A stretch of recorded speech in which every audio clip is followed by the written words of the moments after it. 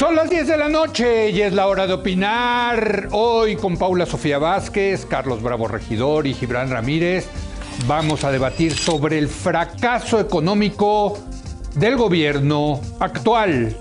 Después con Javier Tello, especialista en políticas públicas de salud, vamos a examinar todo el tema del desabasto de medicamentos que se está teniendo en México desde que comenzó la actual administración. Así que quédese aquí en Foro TV, que ya comenzó la hora de opinar.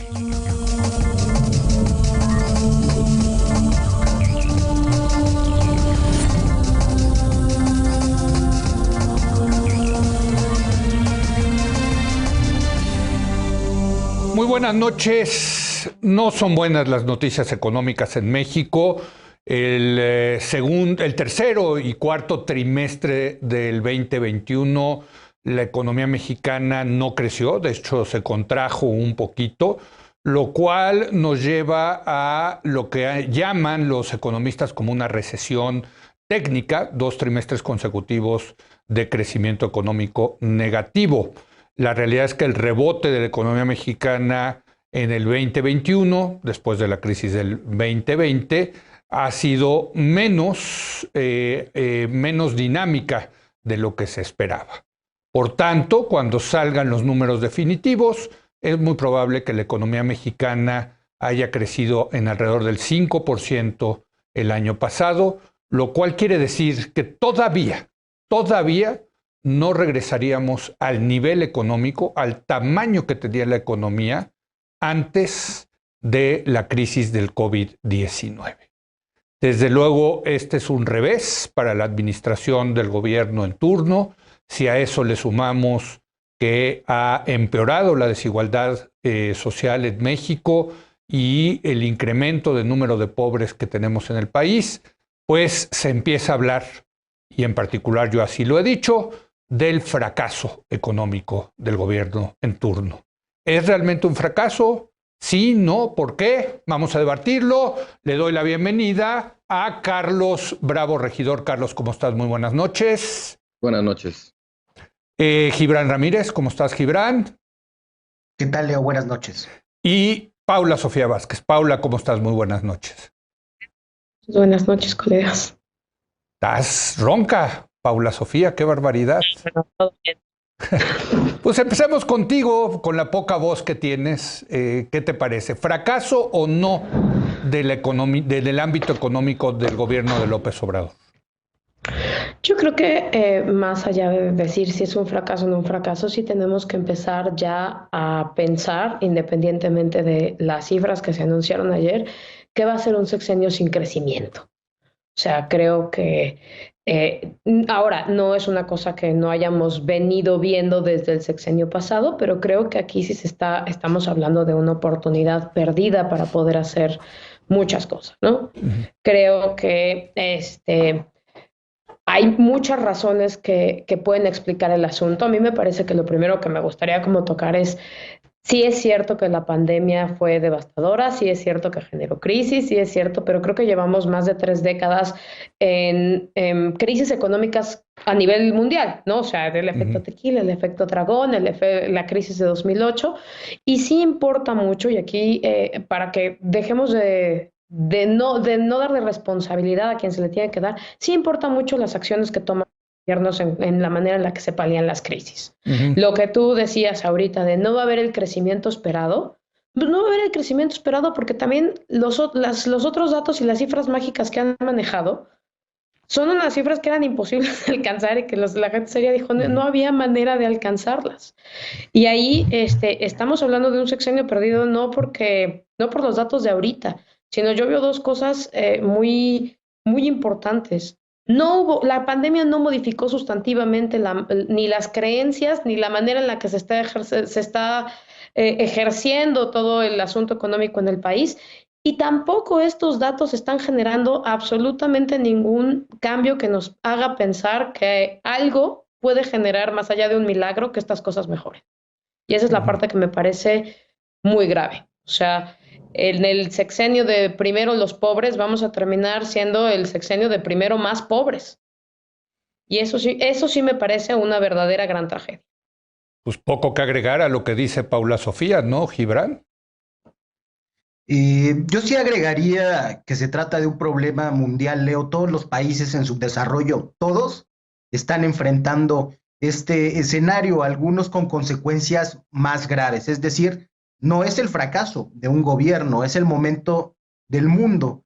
De hecho, en indicadores, si nos comparamos con esos mismos países o con países de renta media, si quieres, no vamos tan mal. Empleo, confianza del consumidor, están en los mismos números pre-pandemia. Es decir, aunque el PIB no se haya alcanzado a recuperar en la misma dimensión, ahí vamos en una ruta de recuperación, pero sin poder sustraernos a los problemas del mundo, de las cadenas logísticas. Y yo espero que esa cercanía con los Estados Unidos, esa frontera y el tratado nos hagan despegar más rápido el próximo año. Este año, claro que va a haber esta inflación como en todos los países subdesarrollados, pero la recuperación tendrá que venir. Es una mala perspectiva para el año, es cierto, pero después de eso no queda más que camino hacia arriba, así sea de la mano de la economía estadounidense.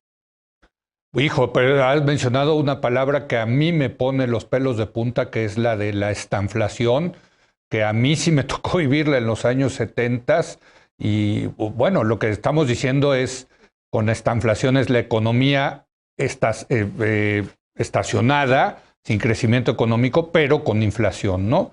De ahí viene lo de stagnant, and inflation, stagflation, en español le pusieron estanflación. Carlos. Mira, yo creo que es importante citar números para ponerlo un poco, digamos, en perspectiva concreta. No es verdad que todos los países con los que México suele compararse estén más o menos igual. Respecto a inicios de la pandemia, por ejemplo, para hablar del vecindario latinoamericano, Chile ya está un 10.5% arriba, Colombia está a 6.4%, Perú está a 2.6%, Brasil está a 1.2% arriba en términos de su actividad económica, que cuando arrancó la pandemia, México está por debajo de esos niveles en 3.8%. Y creo que además hay que tomar en cuenta que sí, aunque en efecto la pandemia haya sido un shock global, lo cierto es que, digamos, la marcha de la economía mexicana ya venía muy desacelerada desde antes, incluso de hecho desde el último trimestre de Peña Nieto, más o menos octubre del 2018, ya se notaba un cierto estancamiento que luego se empieza a pronunciar más, luego viene la crisis de la pandemia y México es de los países que han tenido la recuperación más lenta, digamos, y más tímida. Se habla de un rebote, pero en realidad eso es muy engañoso, porque pues después de un shock de esta naturaleza, claro que hay un rebote, pero como cuenta el chiste cruel de los economistas, si tú lanzas un gato muerto desde un tercer piso, pues va a rebotar. Que rebote no quiere decidir que volvió a cobrar vida, ¿no? Entonces, desafortunadamente ni siquiera podemos confiar en la idea del rebote y de que ya no queda más que crecer, porque lo que hemos visto ya, digamos, durante estos últimos trimestres es más bien que la cosa se mantiene igual. Y ya uno, cuando se compara con otros países, ya no puedes decir que la causa sea el COVID, porque en otros países ya están retomando más o menos sus mismos niveles de actividad económica. Lo que está pasando en México es que hay, además de ese shock, hay una falta de confianza del sector privado para invertir. Hay una muy baja inversión pública en infraestructura productiva. Durante la propia pandemia, a pesar de que este gobierno no era responsable de la pandemia, sí hubo una muy pronunciada falta de apoyos, falta de estímulos, hubo destrucción, digamos, de empresas, de vínculos laborales. Y bueno, se ve en prácticamente cualquier indicador que veas, incluso uno de los indicadores que siempre son como el clavo ardiente de la esperanza mexicana, que es este fenómeno del acoplamiento con la economía estadounidense, ¿no? Que la economía estadounidense crece y pues ahí va México un poco colgado de ese crecimiento. La brecha entre el crecimiento de Estados Unidos y México se ha hecho más grande desde hace ya varios trimestres. Entonces, pues la verdad, yo creo que si bien hay que ser, digamos, justos y hay que introducir ciertos matices respecto a los orígenes, sobre todo del shock de la pandemia, la verdad es que este gobierno no entrega buenos números ni con respecto a la pandemia, ni con respecto a su política económica. En general, lo que yo percibo, y ya con esto termino, es que en este gobierno realmente hay mucha consigna y muy poca lógica económica en su proceso de toma de decisiones. Desde luego, y esto hay que decirlo, es muy importante, no podemos achacarle enteramente al gobierno la marcha de la economía porque México vive en una economía abierta, pero creo que sí podemos revisar lo que ha hecho este gobierno, las consecuencias, los efectos de sus decisiones y su impacto económico y concluir que la verdad, el desempeño es muy, muy lamentable. Este gobierno, López Obrador como candidato se quejó muchas veces, Leo, lo recordarás muy bien, recuerdo entrevistas en las que tú estabas, de que si él llegaba al poder iba a acabar con el crecimiento mediocre que mencionaba Paula, que acumulamos durante décadas.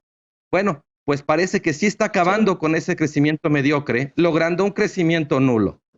A ver, de los países que mencionaba Carlos, que ya se recuperaron del todo de la crisis económica por el COVID, muchos decidieron endeudarse para que el Estado gastara y a través de ese gasto público estimulara la economía.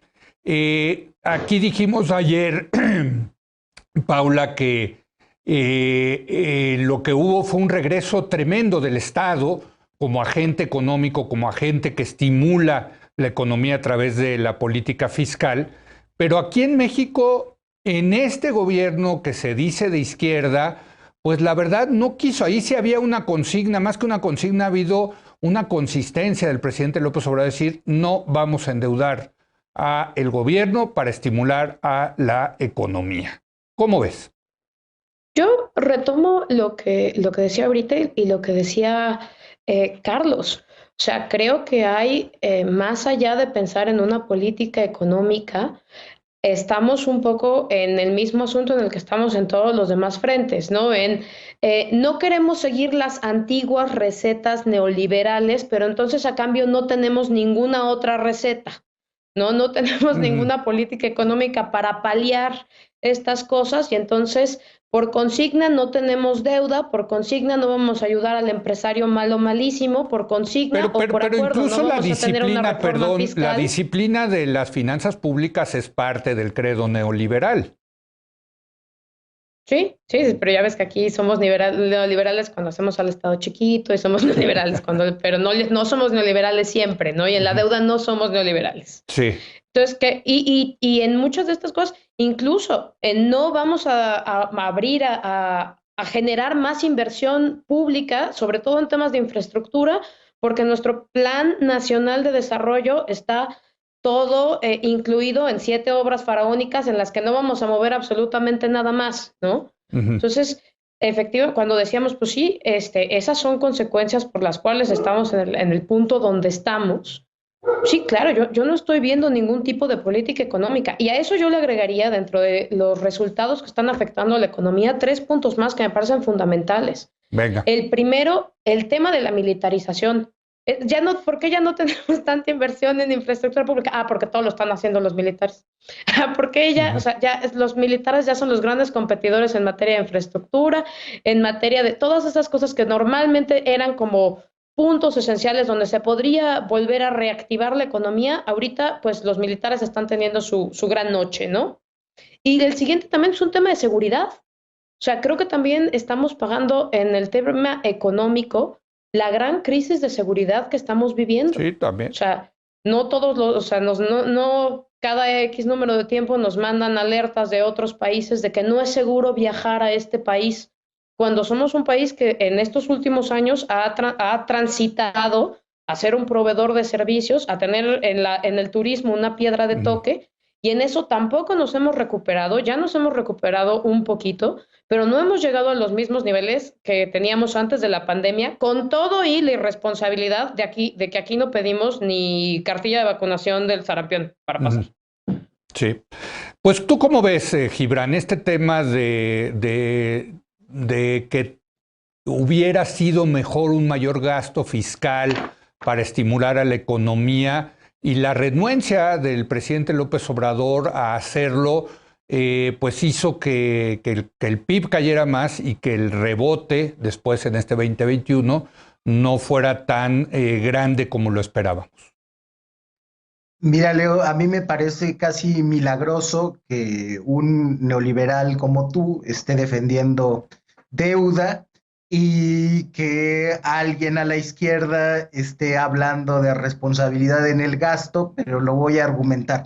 Primero, creo que eso pasa porque tenemos en la conversación pública mexicana actual la patología de no poder hablar del país sin hablar del presidente. Entonces, de repente eso distorsiona también algunas posiciones.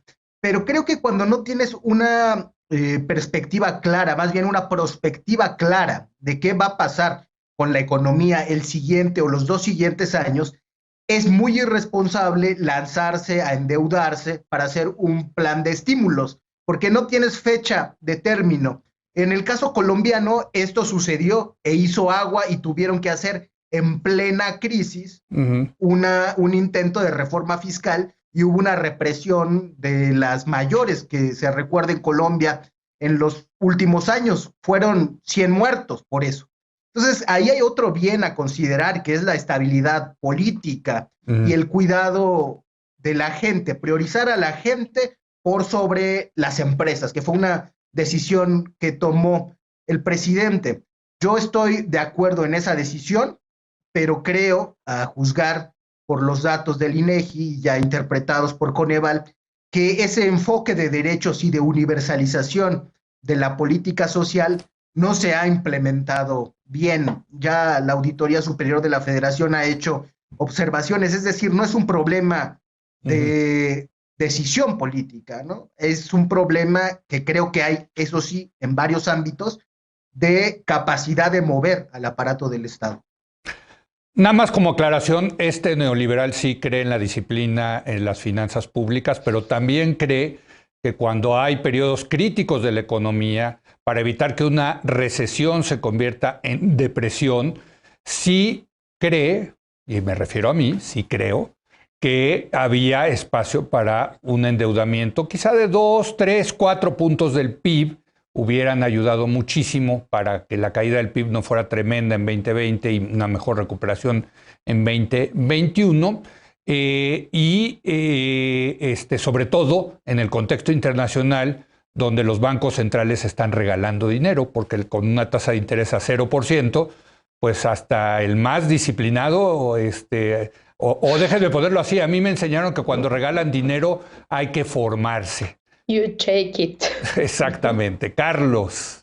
Pero Leo, o sea, digamos, yo también estoy de acuerdo en que había margen para endeudarse, pero creo que hay que, digamos, así como cuando se habla de la reforma fiscal, de la necesidad de contar con más recursos, cuando se habla del endeudamiento también hay que pensar en la segunda parte de la ecuación. No es solamente tener más dinero, digamos, la diferencia, la prueba final de si ese endeudamiento o esa recaudación adicional funciona o no, es cómo se gasta.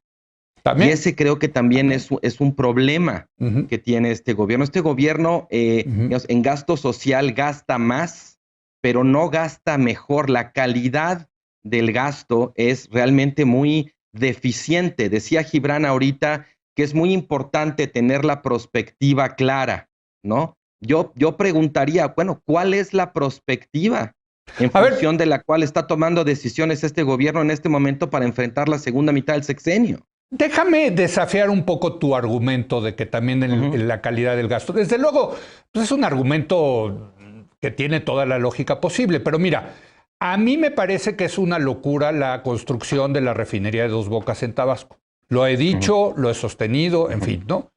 Pero es indudable que ese gasto en esa refinería ha hecho que Tabasco sea uno de los estados que más está creciendo su Producto Interno Bruto. O sea, sí deja externalidades positivas, digamos, hasta el dinero que gasta mal el gobierno. Más mal gastado. A lo que yo me refiero, Leo, es a que, o sea, desde mi punto de vista, no basta con pensar en decisiones o proyectos. O sea, creo que sí tener claro la posibilidad de maximizar el impacto del gasto preocuparte por la calidad, sí hace diferencia. Sí, también, Sí totalmente. pueden ser unos puntitos del PIB, digamos, en el acumulado. O sea, no da igual. No, Da no, igual pero invertir hasta cuando menos gastas mal, hasta cuando gastas mal, sí estimulas a la economía. O sea, Leo, ese es mi punto. ¿no? Para Creo eso que te existe la volvimos diferencia de la echeverrista el planeación. programa pasado. Eso te van a Totalmente. decir mis tarjetas de crédito. Ahora que cumplió 100 años, estamos con el licenciado Echeverría. Pero termina, No, Carlos. yo creo que sí es muy importante esto, porque además siempre, digamos, ahorita que estabas tú haciendo ahí Sí. la afiliación o el deslinde neoliberal, hay una palabreja que, digamos, que por mucho tiempo fue maldita, pero que en este tipo de circunstancias recobra mucho sentido, que es la planeación económica. ¿Cómo vas a estimular la actividad? En el caso mexicano en particular, el grueso, digamos, de este estancamiento, de esta caída, tiene que ver con el sector terciario, con el sector servicios, que representa el 65% de la economía. Correcto. Entonces, ¿cuáles son las decisiones de política pública orientadas a tratar de estimular ese sector? ¿Cuál es tu plan, sabes? O sea, a mí lo que me preocupa realmente, más allá del golpe del COVID y que el gobierno mexicano haya sido de los que peor respondió, es que volteo hacia adelante y trato de ver cuál es la lógica de las decisiones que se están tomando y no veo nada que acuse recibo, por decirlo de alguna manera, de lo mal que estamos y de lo importante que es hacer cosas para tratar de darle la vuelta a este estancamiento económico. Muy bien. O sea, la estabilidad, la disciplina, que el tipo de cambio, no endeudamiento, no reforma fiscal. O sea, cuando tú ves la combinación de todo eso, ¿de dónde va a venir el crecimiento? Bueno, yo creo, y ya nos queda una última ronda, déjenme poner esto sobre la mesa. Yo creo que ya todos están descontando que va a ser un sexenio perdido en materia económica. Creo que ya todos lo damos por sentado. El tema, déjenme ponerlo, ¿va a ser un tema en el 2024? El asunto económico del modelo de desarrollo, del López Obradorismo, en fin. Yo creo que al final del día la gente sí le va a preocupar el crecimiento, sí le va a preocupar la inflación y quiero esperar que para el 2024 sí va a ser un tema, pero bueno, ya luego nosotros no sabemos porque están muy raros las épocas de hoy, Paula Sofía. Yo la verdad es que no sería tan optimista. Es más, ahora que Carlos decía, no han acusado recibo de nada, yo diría, sí han acusado recibo en una sola cosa, en proponer no medir con el PIB. Entonces creo que si va a haber una cosa en la que igual y hay un cambio, va a ser matar al mensajero. Pero ya lo enterraron también eso, hay que decirlo, ¿no? O sea, fue una ocurrencia del presidente y ya no pasó a mayores, ¿no? Sí, mira, y la otra es, ¿por qué creo que no va a ser un tema? Es porque la oposición siento que es otro asunto del gato muerto que acaba de nombrar Carlos, ¿no? No hay rebote. Ahí Ni rebote. No tiene pulso. Bueno, pero dentro de Morena, déjame ponértelo así, o sea, aunque Morena vaya a tener el liderato, digamos, en el 2024, el candidato o candidata de Morena va a tener que presentar un modelo alternativo de desarrollo económico al de López Obrador. Nadie se los va a pedir, yo creo. No, híjole. Bueno, el que se los tiene que pedir es la ciudadanía, el votante, ¿no? Por eso, como diría José, pero lo dudo. A ver, ¿tú cómo ves, Gibran? Primero quiero celebrar este día histórico en la hora de opinar, donde hay consenso en deuda, gasto y economía planificada. No, yo no estoy de acuerdo con lo de la economía planificada. En deuda y gasto sí, en periodos críticos como el que vivimos en el COVID. Eso sí lo acepto. Pero venga, Gibran. Después, creo que la ciencia política ha acreditado que la inflación siempre es un tema. Entonces depende de cómo lleguemos en ese indicador en particular al 2024. Sí, totalmente. Sí, va a ser, ese sí va a ser tema, ¿no? Pero digamos que ahí el gobierno siempre puede decir que el responsable de eso es el Banco de México, no es el gobierno, ¿no? Se puede decir eso, se puede decir otra verdad, que es que si fue un periodo perdido en materia económica, lo fue para buena parte del mundo, especialmente los países poco desarrollados, y se puede decir que se sentó infraestructura para el desarrollo y el crecimiento económico posterior. Pues fíjate, Carlos, lo que están diciendo, Gibran, es que se puede espinear, que le pueden dar este giro, ¿no? Del tema, pues el responsable es el Banco de México, fue una crisis mundial, dejamos las estructuras, la infraestructura, para un poco no adquirir la responsabilidad del fracaso económico, Carlos.